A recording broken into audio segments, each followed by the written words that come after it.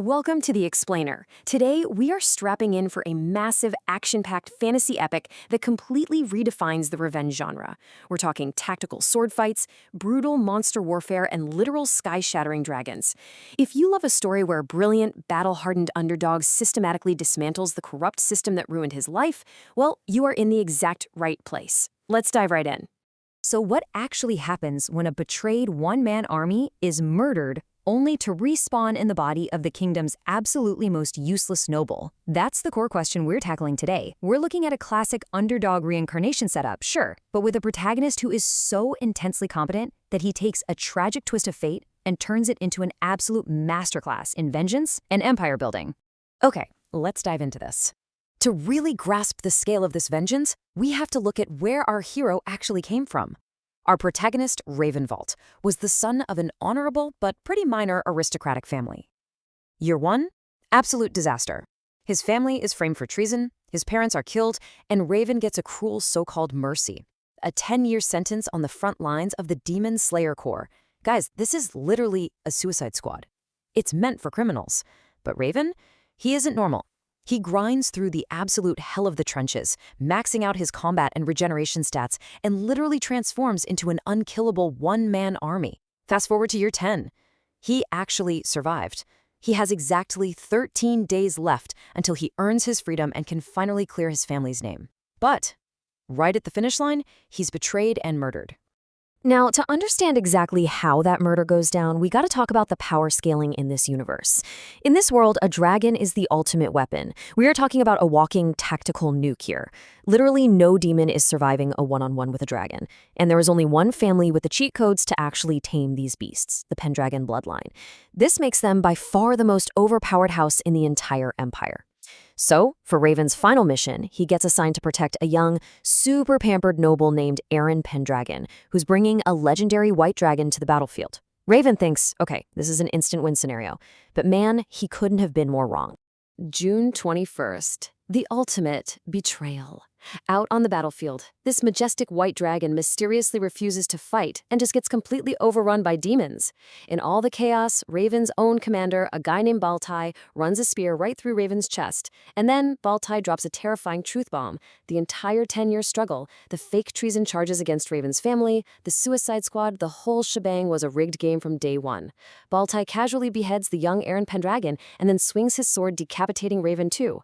10 years of surviving a literal death camp, completely erased in a split second. I mean, just imagine that. Surviving a decade of absolute hell, only to have your life snuffed out like it meant absolutely nothing. But of course, Raven's story doesn't end there. His soul drifts into the void, only to wake up completely surrounded by luxury. He looks in the mirror and realizes, wait, he's respawned. But he didn't just respawn to anywhere. He body swapped into the very noble who was murdered right next to him on the battlefield, Aaron Pendragon. And this brilliantly illustrates the insane contrast here. Aaron's body is the complete opposite of Raven's. Aaron was this soft, bedridden kid who hid from everyone and literally just woke up from a 3-year coma. So Raven, this hardened, unkillable demon hunter, is now trapped in quite literally the weakest body imaginable. You'd think he'd panic, right? But Raven doesn't sit around feeling sorry for himself. He actually retains all of his tactical genius and his brutal combat memories. Looking at his new reality, he just entirely embraces this identity as Aaron Pendragon. He figures out that this noble title, even though it's tied to a ruined family, gives him resources. His mindset shifts instantly. He's not a suffering soldier anymore. He is a hyper-focused tactical genius out for blood. He basically says, I'll kill all of these bastards, vowing to completely dismantle the corrupt system and the people who set him up, right from the inside out. So the really crucial point here is how methodically he begins his absolute glow-up. Step 1, he immediately cancels this incredibly toxic, politically manipulative engagement with a noble named Luna, and he does it radiating such an overwhelming I own this place aura that she actually becomes obsessed with the new him. Step 2, he completely humiliates these arrogant visiting knights who try to buy out his family's land, just asserting absolute dominance on the spot. And step 3, he flexes those veteran demon hunting skills to track down and absolutely annihilate a deserter-turned-bandit warlord named Joffrey, finally bringing justice to the terrorized locals. Literally, in a matter of days, the soft, noble kid is gone, replaced by a terrifying force of nature. Now, what's truly fascinating is how he goes about building his new army. He doesn't just hire standard knights, no. He actively recruits monsters. He spares a harpy named Tata to use for aerial scouting, and grabs a goblin named Kazal because of his incredible tracking eyesight. But the absolute wildest moment? He literally walks right up to Karth, a massive orc chief, stares him dead in the eyes, and headbutts him point blank to establish dominance.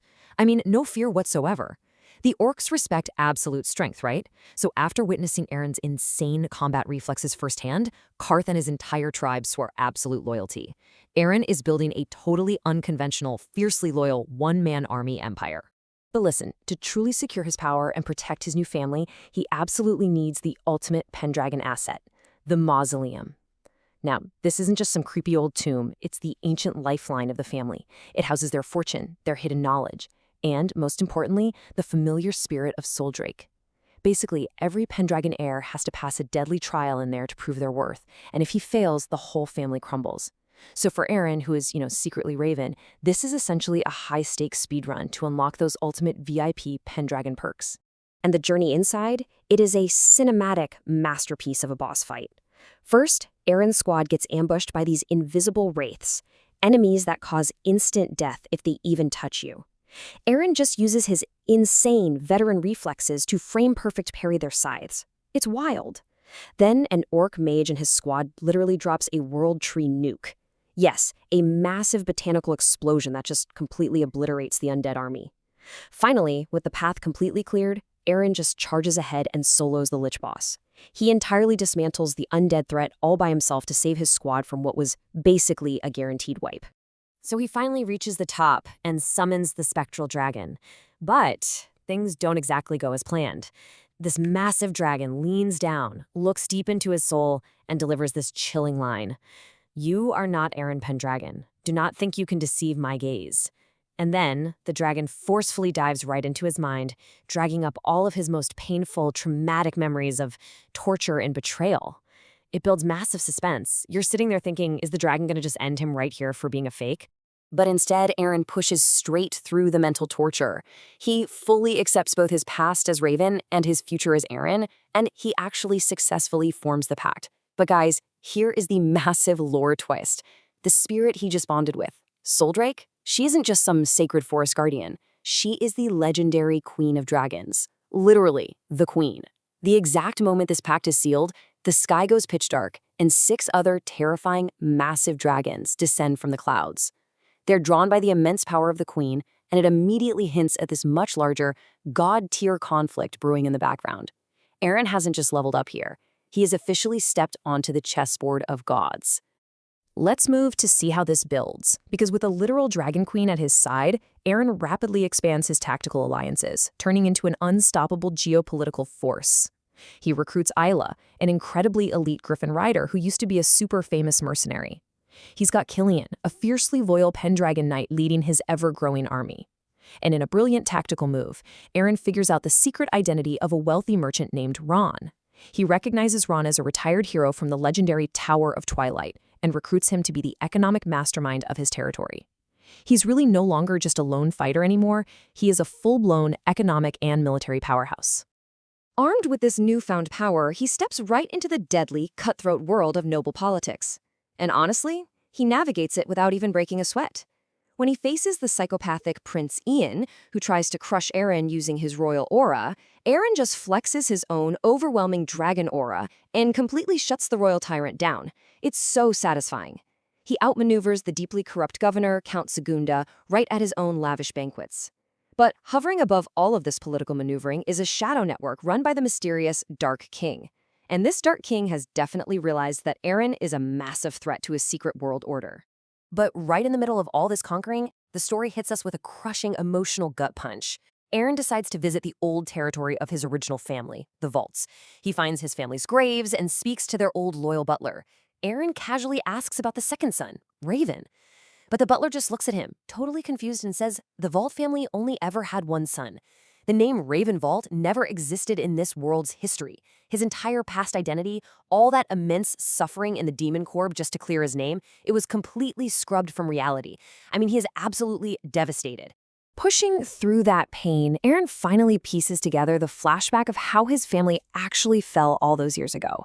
Day 1. A trusted father figure, a knight named Tylan, handed young Raven a letter to deliver, framing it as a test for his knighthood. Day 2. Turns out that letter was secretly laced with a magical poison that killed Prince Zion the second he opened it. Day 3. Because Raven was the one who delivered it, his entire family was immediately framed. Tylan orchestrated the entire thing from the shadows, forcing Raven's father to confess just to save his son's life. And that's what led to the family's tragic hanging and Raven's exile. Now knowing exactly who ruined his life, Eren executes a highly satisfying edge-of-your-seat vengeance. Step 1. He tracks down and captures Tylan. Step 2. He drops the soft, noble Eren persona entirely and just unleashes the terrifying, battle-hardened aura of Raven Vault. Step 3. With a sword pressed directly to Tylan's throat, he forces the betrayer to confess his crimes, all while Eren's new allies watch in absolute awe at the sheer, overwhelming power radiating from their leader. He finally claims the truth he's been denied for so long. So, with the legendary Dragon Queen permanently bonded to his soul, an absolutely overpowered army of monsters, knights, and economic geniuses at his back, and his past betrayers falling one by one to his calculated vengeance, who can possibly stop the immortal Raven Vault? He has literally conquered death, rewritten his own destiny, and is completely poised to shake the very foundations of the Empire. What do you guys think he's going to conquer next? Thank you so much for joining me on this explainer, and as always, keep questioning the impossible.